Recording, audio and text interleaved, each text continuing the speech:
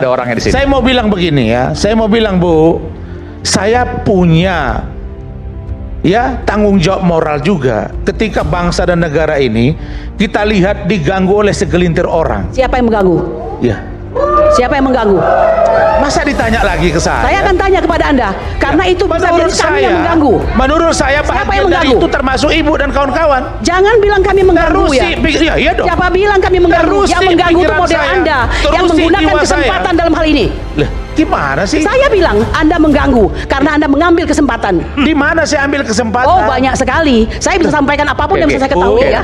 Kasih saya ngomong dulu. Tadi Kurnia Triroyani akhirnya buka suara terkait tudingan Rasman Nasution yang menyebut pihak-pihak pengkritik kasus ijazah Jokowi sebagai pemecah belah bangsa. Tudingan itu langsung dibantah keras oleh Kurnia. Ia menilai narasi pemecah belah bangsa hanyalah dalih klasik yang kerap digunakan untuk membungkam oposisi. Rasmanlah yang sedang memanfaatkan kasus ijazah Jokowi demi mendulang popularitas. Kurnia menegaskan, isu ini bukan panggung sensasi, melainkan persoalan transparansi yang sah dipertanyakan oleh rakyat. Ada orangnya di sini. saya mau bilang begini ya, saya mau bilang Bu, saya punya tanggung jawab moral juga ketika bangsa dan negara ini kita lihat diganggu oleh segelintir orang. Siapa yang mengganggu? Ya. Siapa yang mengganggu? Masa ditanya lagi ke saya? Saya akan tanya kepada Anda, karena itu bisa jadi kami yang mengganggu. Menurut saya Siapa yang bagian dari mengganggu? itu termasuk Ibu dan kawan-kawan. Jangan bilang kami mengganggu ya. Iya dong. Siapa bilang kami mengganggu? Terusin Yang mengganggu itu pikiran model saya. Anda yang Terusin menggunakan jiwa kesempatan saya. dalam hal ini. Lah, gimana sih? Saya bilang Anda mengganggu karena Anda mengambil kesempatan. Di mana saya ambil kesempatan? Oh, banyak sekali. Saya bisa sampaikan apapun yang bisa saya ketahui ya. Kasih saya ngomong dulu. Tadi Di segmen berikutnya, Kurnia mengungkap awal mula rangkaian pelaporan yang kini menyeret banyak nama. Ia menceritakan pengalamannya saat datang langsung ke Solo untuk mempertanyakan ijazah Jokowi. Dalam pertemuan tersebut, Jokowi sempat mengungkapkan ijazah S1 saja dipermasalahkan. Jokowi lalu menyampaikan karena isu ini sudah terlalu ramai, ia memilih untuk menempuh jalur hukum. Di hadapan Pak Jokowi, Abang masih ingat, saya harus sampaikan ini. Jangan masalahnya ke arah yang Rasman sampaikan tadi ya. Saya ingin mengenang ini Bang ya. Ayo. Setelah Kurnia dan kawan-kawan kembali dari Solo, situasi justru berkembang drastis. Pelaporan demi pelaporan mulai bermunculan dari kubu pendukung Jokowi. Rangkaian laporan itu akhirnya ditutup dengan laporan Jokowi sendiri terhadap para pengkritiknya. Kurnia kemudian menegaskan sikapnya soal keputusan Egy Sujana dan Damai Hari Lubis yang memilih tidak meminta maaf. Ia menyebut keputusan tersebut adalah langkah yang paling benar karena mereka tidak melakukan kesalahan apapun. KTR atau K waktu itu, tidak mungkin itu nama orang lain, pasti saya waktu itu ya. Jadi saya mau mengatakan kami itu sudah diberitahu bahwa kami akan dipolisikan seperti itu, dan Bang Aiman tahu hari itu melaporkan, hari itu mendapatkan surat untuk dilakukan penyelidikan. Anda coba kalau Anda sendiri yang melakukan, tidak akan bisa. Dumas kami di Bareskrim itu hanya sebagai dumas, padahal jelas-jelas pasal yang dilaporkannya adalah pasal 263. Harusnya itu dulu yang diproses, dan kami orang yang melaporkan itu seharusnya sebagaimana pasal pelindungan saksi dan korban pasal 10, tidak boleh kami dilaporkan balik. Tidak boleh seperti itu. Semua dilanggar, betul atau tidak Bang DHL? Jadi Bang DHL, sebenarnya tidak ada yang salah. Yang salah ini adalah penegakan atau gakum istilahnya Bang Napoleon Bonaparte itu di Indonesia ini. Beliau tadi memberikan saya semangat, tegakkan kepala. Ya, saya Bang mau Napoleon. ya, beliau tegakkan kepala untuk menghadapi ini semua. Karena saya pun pernah mengalaminya, demi yang dia katakan. Oke. Ya. Baik. Jadi Kurnia menegaskan, Egy dan Damai hanyalah rakyat biasa yang meminta presiden menunjukkan ijazahnya. Sebuah permintaan yang wajar, mengingat seorang presiden menikmati fasilitas dan mandat negara. Ia mengaku sedang meminta kejelasan. Ijazah tersebut, saya bisikkan ke Bang Damai, Bang akan terjadi sesuatu. Saya bisikkan kepada Bang Rizal Fadilah, akan terjadi sesuatu. Abang berdua mengatakan iya. Itu yang terjadi. Kami menunggu detik demi detik. Kita juga sekarang sebagai orang yang merasa bagian dari anak-anak bangsa yang ingin melihat bangsa ini baik, kita mengatakan pada Pak Jokowi, sudahlah Pak, Kalau memang mereka nggak mau meminta maaf atau berdamai, nggak usah dilayanin. Karena apa? Justru di sidang lah nanti penentuan ketukan palu untuk membuktikan bahwa ijazah Bapak itu adalah asli. Oke, baik. Jangan semua dilayani dengan energi. Oke, Bang Jangan David. semua diberi maaf. Bang David. Karena ketukan palu itulah yang akan menjadi pegangan bahwa itulah yang akan membuktikan ijazah itu asli nanti. Saya pikir itu yang benar. Saya harus jawab itu Pak Elvira. Oh iya. Silakan. Ya, karena memang harus saya jawab ini. Ya, Anda tadi silakan. mengatakan dari mana letak yang dimaksud dengan kriminalisasi. Anda perlu paham, ya ini bermula dari kami mendatangi Bapak Jokowi sebelumnya berkirim surat. Penting sekali saya menyampaikan ini karena jarang sekali yang membicarakan di sini. Ini titiknya ya. Jadi kami berani datang ke tempat Pak Joko Widodo itu setelah 2 kali berkirim surat, bahkan memberitahukan kepada Kapolda DIY, Kapolda Jawa Tengah dan Kapolres Surakarta. Ya, setelah pasti diterima, kami datang ke sana. Harapan kami permasalahan ini akan selesai dengan beliau menunjukkan ijazahnya.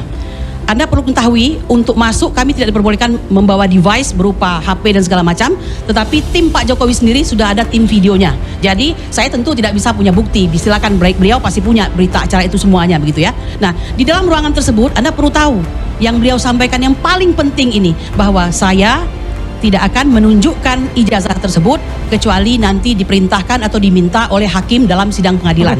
Ya, Dan betul itu. ya silakan. Jangan jawab dulu. Nggak ada di Suasana debat memanas ketika pendukung Jokowi, David Pacung, terlibat adu argumen sengit dengan Kurnia Triroyani. Ketegangan bermula saat Kurnia menjelaskan kronologi pelaporan Jokowi yang diawali oleh langkah tim TPUA bersurat secara resmi kepada Jokowi, Kapolda Jawa Tengah, Polda DIY, hingga Polrestabes Surakarta. Menurut Kurnia, surat tersebut berkaitan dengan rencana tabayun ke rumah Jokowi untuk meminta klarifikasi langsung terkait polemik ijazah. Ia menegaskan bahwa TPUA tidak datang secara tiba-tiba, melainkan setelah memperoleh persetujuan untuk melakukan tabayun secara baik-baik sebagai warga negara. Kemudian Nggak kedua, pernah datang dia. harusnya sebelum ramai datang dahulu ke saya, ya. Kami nggak punya link, Jangan bilang Anda siapa? Saya warga negara. Apakah Anda yang sedang merendahkan derajat saya mengatakan Masa saya tidak ibu berhak? mau minta ijazah, memaksa minta ijazah Ini untuk beliau- diperlihatkan? Jangan Anda bilang siapa? begitu. Ini sudah bermasalah. Jadi benar kata Pak Jokowi, Samsul di sidang lah Yusto Kausa, ditunjukkan. ya. Anda jangan seperti itu. Anda tidak boleh merendahkan orang ya. Ibu nggak Nanti punya saya hak tunjukkan. meminta ijazah Jangan orang kacaukan untuk pemikiran diperlihatkan. saya. Nggak Kemudian ada yang hak ketiga, ibu. Mbak Elvira, yang paling penting, beliau mengatakan apa?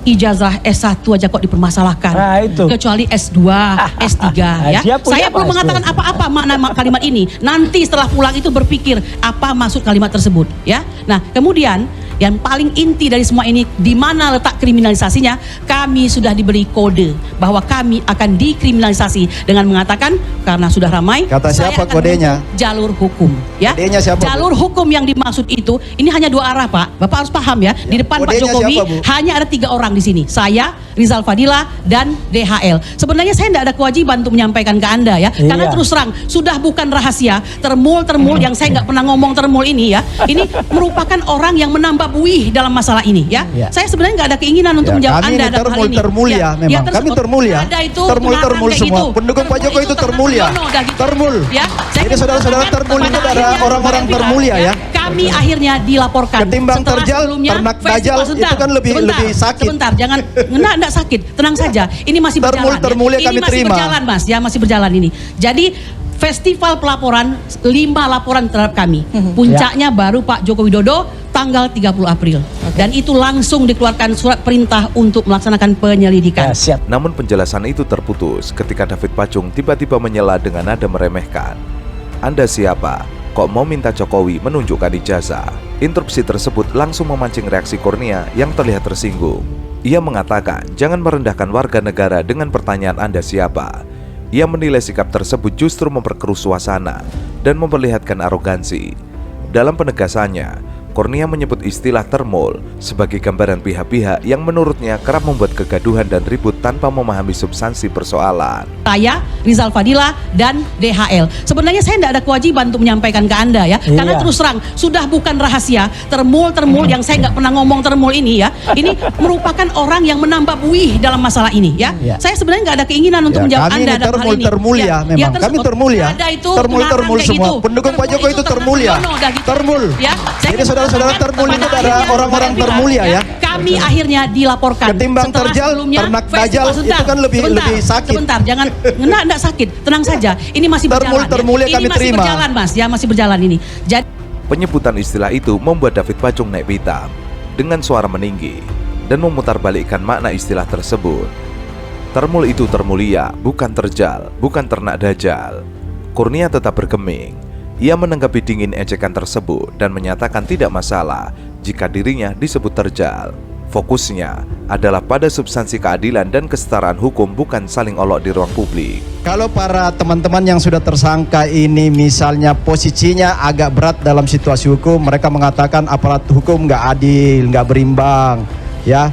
Kalau misalnya agak menguntungkan, mereka bilang luar biasa hebat kami nggak ditahan. Apa itu berarti? itu namanya jujur, Mas. Penyidikan itu luar jujur, biasa. apa adanya. Jadi Ya, itu yang kita apa mau adanya mengatakan itu. bahwa Termasuk hargailah pemeriksaan setiap saya kemarin. tahapan. Diam Saya dulu, Mbak. mengatakan bapaknya itu bagus. Diam memang dulu. bagus. Tidak, Anda karena merasa memang terdidik benar. kalau ngoceh terus Ya. itu melambangkan Anda Nggak nggak juga, Anda terdidik. juga begitu. Usaha Jadi aja gini. dan ngomong aja apa adanya. Jadi gini, kalau misalnya Anda memang warga negara yang baik, punya tujuan yang baik, hargai setiap tahapan proses hukum. Pak Jokowi nggak pernah ngoceh Kalau terhadap gitu, hukum. hargai Ya. klien Anda, Jadi Sylvester Matutina. Anda harus nggak ada kaitan dengan Sylvester, nggak ada kaitan dengan Sylvester. Jadi hargai proses hukum.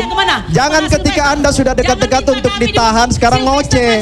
Seolah-olah hukum itu tidak adil bagi Anda. Nah itu kan yang Anda nggak melambangkan Anda manusia-manusia yang cerdas. Ya, Anda kau tak tahu manusia yang keadilan. tidak terdidik, Kau tak tahu keadilan. kecil jiwa, Ya, bukan cukup jiwa itu. besar. Ya, Jadi cukup itu. hargai Sylvester itu adalah setiap masalah. proses Ya, hukum. orang di pihakmu, kan? Hargai Ya, institusi-institusi di negara Ini ini.